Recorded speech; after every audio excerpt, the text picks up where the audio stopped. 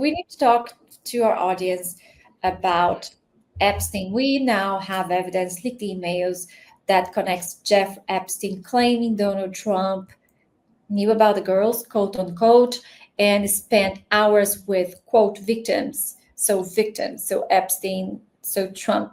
Look at the designation of those girls, who they are. They were sex slaves. They were victims of human trafficking. So we have the US Congress moving to force on the release of the Jeffrey Epstein files, thousands of documents. And in the meantime, a new trove of hacked emails is exposing a far darker, largely ignored side of this network. Epstein deep entanglement with Israeli power intelligence, US intelligence. So we're talking about something very severe. So drop site news, drawing on the US House Oversight Committee, also, as he said, mainly there are public information here that nobody had looked at, or I don't know why. And they report that Yoni Korin, a veteran Mossad operative and longtime aide to former Israeli Prime Minister and Defense Minister Ehud Barak, stayed for extended periods at Jeffrey's Epstein Manhattan townhouse several times between 2013 and 2015. He visited Epstein's home in Florida, in New York, over 30 times, even after Epstein had been convicted of abusing a minor. And he also was a frequent guest in Epstein's New York apartment, certainly not to drink coffee or whiskey, but they host meetings, according to these emails, with figures such as former CIA director Leon Panetta. So it's important to say that Koren, this Mossad spy who were a friend and close friend, I'll call close friend from Epstein, he serves as Barak bureau chief at the Israel Defense Ministry. He remained in the reserve, and he continued even after Barak left office as an informal go between US and Israeli intelligence agents. That's what the emails are showing. And he was including relying messages between Barak and Israel military intelligence agencies. So at the same time, Barak himself and Epstein were also in contact, plotting political strategies, business deals, back-channel talks, and Barak even sent Epstein a Citibank wire instructions for Corey's name. So there's evidence even of payment. So this sex trafficker, Epstein, he was acting as an informal liaison, arranging meetings, passing on information. It's from Russian political circles. He was helping to draft messages for Barak, diplomatic efforts in securing. They were trying to secure Russian support for the removal of Syrian President Bashar al-Assad. This is meddling in international politics at the highest level. So, and we remember that Virginia Dufresne, this heroine that came with the story, who committed suicide earlier this year, she wrote in her posthumous book that a prime minister brutally raped her on Epstein private Caribbean island. She was 18. She describing left bleeding by this man from the mouth, from the anus, from the vagina, and he had tried to strangle her. Everything indicating that this figure is widely understood to be Barak, who denies it. So I think taken together, what we have here is the picture not just of a billionaire predator, a human trafficker, sex slaving women, but a man operating as an informal asset, not a formal agent, but an informal asset of Israeli intelligence. And it's very interesting because the journalist Hussein, who broke this information, said, sometimes I didn't know if Mossad was serving Epstein or Epstein was serving Mossad. It was difficult to tell. And well, we need to remember that so far we just treated Epstein relationship with Israeli intelligence agency and Mossad, and as a speculation. First was conspiracy theory, then came out that Ghislaine Maxwell was the daughter of the Robert Maxwell. He is a media mogul, and it's widely alleged that he has been a Mossad asset. So it was MI5, right? yeah, then it was treated as an MI5, and it was treated as a speculation. Now I think no one can claim ignorance. And you bear in mind, you don't need to be a formally on the payroll to work for them. We have the figure of mercenaries widely spread, and they probably preferred ones because they're hidden. You can't really claim, oh look, they are on the payroll of Mossad, they are on the payroll of MI5. Well, these are people doing extremely elite, high-level work for secret agencies around the world, and that's what came up with Epstein. I don't know what's your take on that. Do you think what do you think this will mean for the US? I mean, I think we have to put it in the context that this is how intelligence works. We have to remember that covert operations is very much part of intelligence. Often when we look at these US puppet heads of states, right, we're like, why are they cooperating with the US against the interests of their country, against, how did they get compromised? And it makes sense that there is an organized crime element to the coercion that the US empire exerts on the world, right? So intelligence, especially if there's no overhead, there's no oversight, something like this, CIA, Mossad, involved in this types of projects, it is sort of a given. This is their playbook. How do they gather intelligence? How do they infiltrate elite circles? How do they maintain control and power? So again, it is significant in that we're actually seeing behind the scenes as to how they might be doing this through mechanisms like Epstein, who has ties, like we're saying, across all the elite and, former presidents like Bill Clinton, also, Prince Andrew here in the UK, etc. And I'm sure many, many others that we don't know of. Oh, no, Prince Andrew, commoner Andrew Mountbatten now. Andrew Mountbatten. His alibi was his alibi was that he was in Pizza Express. So obviously he's a commoner. He was practicing to be a commoner. So he has access to all these elites, and that is very much the playbook of intelligence. I think it's not a surprise, like you're saying. There's always been, ever since the first revelations of Epstein, which, remember, like you said, he was a convicted sex offender and still throwing lavish parties. I remember Chelsea Handler went to one of his parties famously.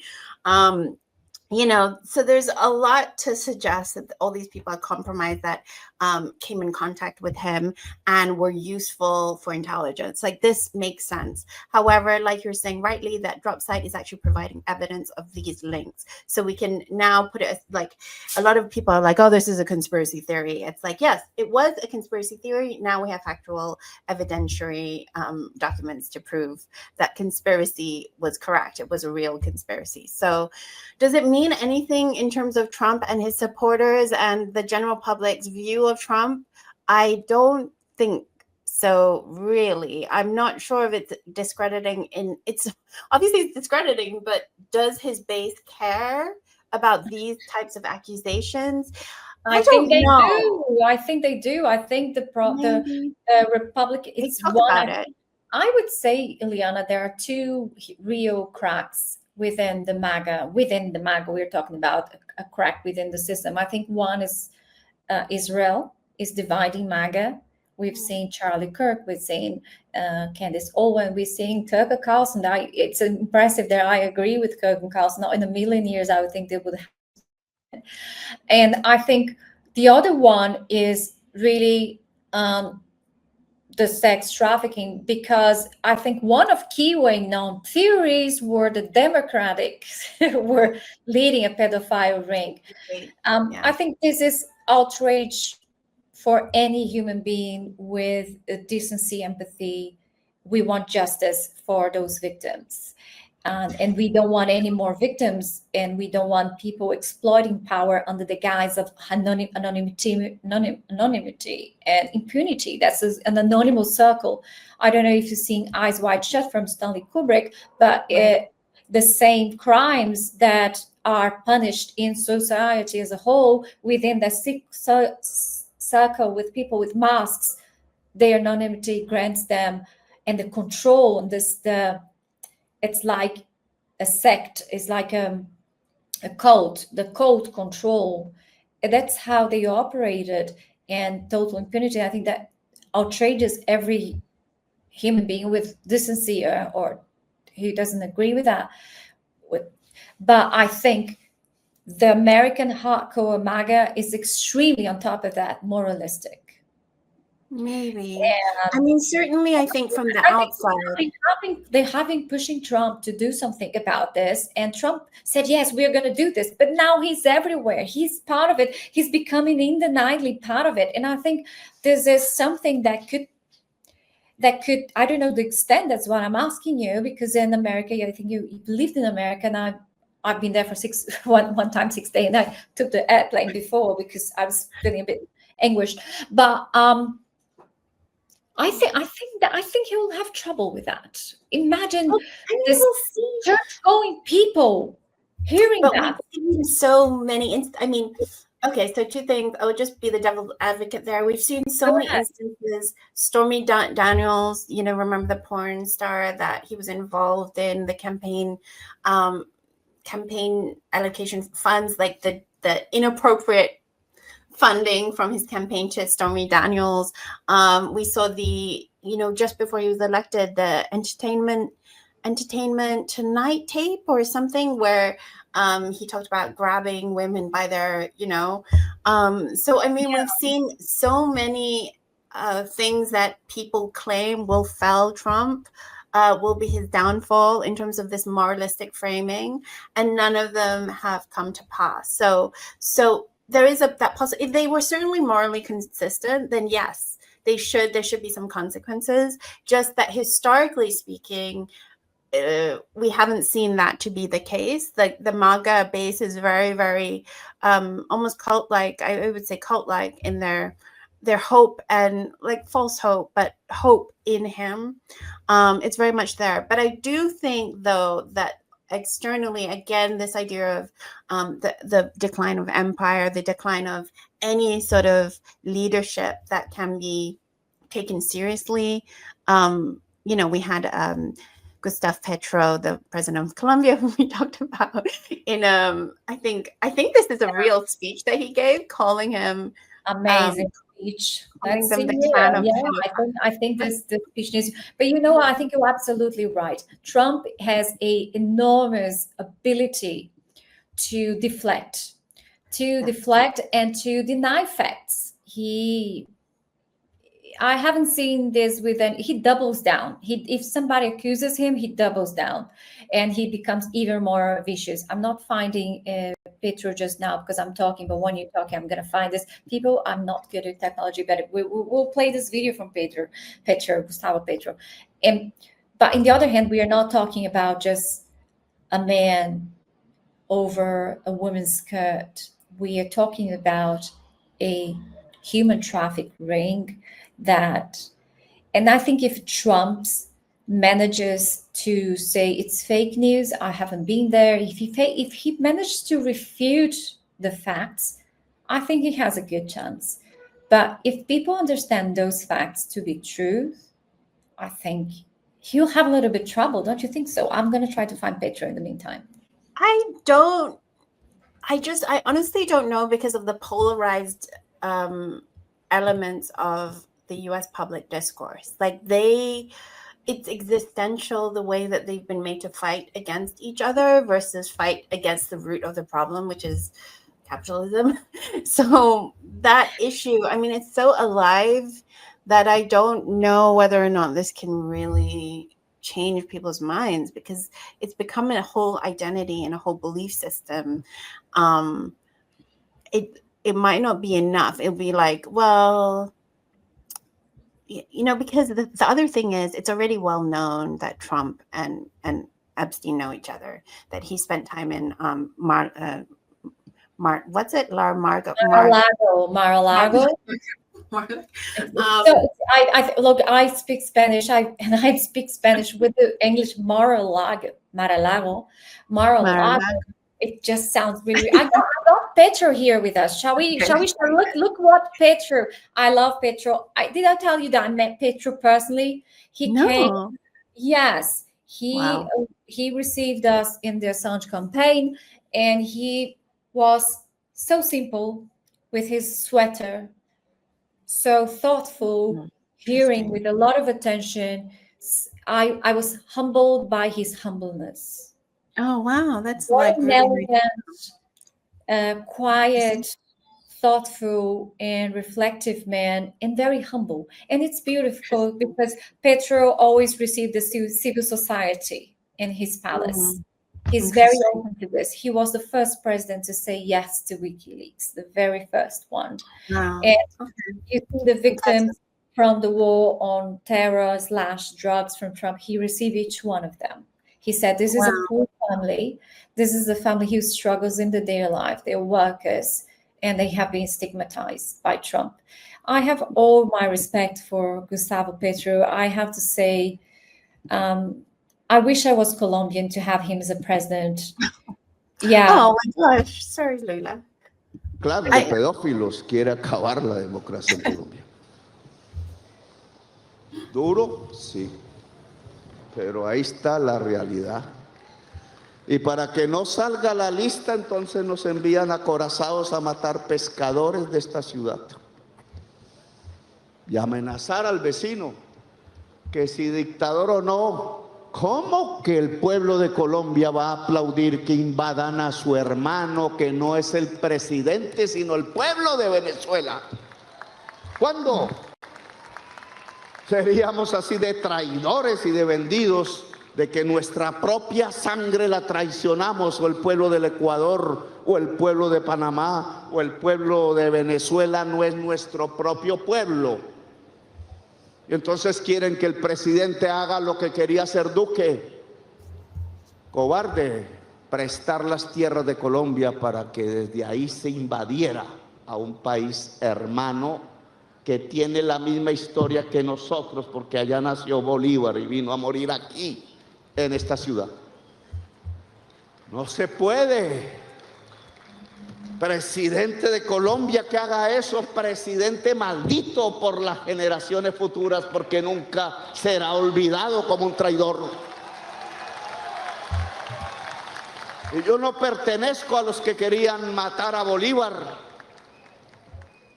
El gobierno de Venezuela ha hecho muchas críticas, pero no me burlo del pueblo de Venezuela, ni construyo una trampa para que caiga el pueblo de Venezuela en la trampa de una invasión que solo va por su petróleo. Que se quiere es codicia y violencia más para hacer de esta esquina hermosa del continente suramericano una Siria, un Irak, una Libia llena de esclavos, de venta de esclavos, de nuevo negros. No, la lista de los amigos de Epstein, que no quiere que aparezca la lista en los Estados Unidos, nos quiere utilizar aquí con la violencia para que el pueblo de los Estados Unidos no piense en su propio gobierno, sino que se les suba la xenofobia, el racismo, las ideas de la raza superior y otras ideas falsas, y nos usan para no discutir sus propios problemas. Presidente de Colombia lo que ha hecho es denunciar narcotraficantes durante décadas. Y los narcotraficantes que ha denunciado siempre estuvieron en el poder político de Colombia, en el Estado. Absolutely right, yeah. So, Ileana, it's a beautiful speech, and that evokes on me something that I think will resonate with the entire Global South. We have a history of resistance. We have I would say South America has a revolutionary history as well, especially the Spanish countries. But in Brazil, we have the largest social movement in the world, which is the movement, the landless movement. So we do have a vein for for autonomy. We have this desire, but we have a very strong history. If you see Che Guevara, Fidel Castro, we have been resisting the US empire fiercely. I would say my parents, they spent their youth fighting the dictatorship in Brazil, which was supported by the CIA. They lost friends. One of their friends was thrown out of an airplane. His body was thrown out of an airplane. Others were tortured. They never seen them again. They don't know where their bodies are. This is written in our veins. We have that. And the US ignores that. They think we're just a bunch of cockroach ignorance with no culture and apply their superiority towards us. And I think this is not only for South America. I think it's for China. I think it's for Southeast Asia. I think it's for Africa. And I think people that are watching us from the global South will feel this way. We have our strong ancestral culture. In Brazil, we have 200 surviving indigenous people that have been here before any white one. Africa has a millennial culture. South Asia, Asia, the world is big, diverse, and should be so. And we don't want America supremacists. We have different ways to live our political system, to understand democracy, to understand human rights. We do have different visions than that. Some communities in Afghanistan don't have the concept of private property. It's so interesting that the world is so diverse, and I think Petro represents well this Latin American fierceness and culture and historical dignity and memory, and I think this ignorance is what makes the empire cracks in a way. Yeah, and I think that the other thing to note is Colombia also entered the BRI this year as well. So the BRI, again, the Belt and Road Initiative with China. Again, the thing about China, and just thinking back about our conversation with Matt, sometimes China is like very misunderstood in the global north, especially with its development projects under the Belt and Road Initiative, across Africa and Latin America. But it really is a genuine alternative to imperialist structures, and has in fact been instrumental in helping the rise of the global South, because each country has finally an alternative to US IMF loans, World Bank, all these things. And so they can choose how to develop their country. And as we said, development has been really co-opted by capitalism to mean exploitative practices. And that's why a lot of people in the global north think that China is equally exploitative, but it's under a very different type of system, something that, in the future, I'm sure we'll talk more on to sort of explain what the differences are and why it is fundamentally different from anything that these countries have gotten from Western imperialism for 400 years. So it really does, it's a harbinger of really, I think, a hopeful and optimistic time where multilateralism is actually on the horizon. So we can sort of like close this chapter of Epstein, right? Unless you have anything else to say. I think we can close this piece of shit.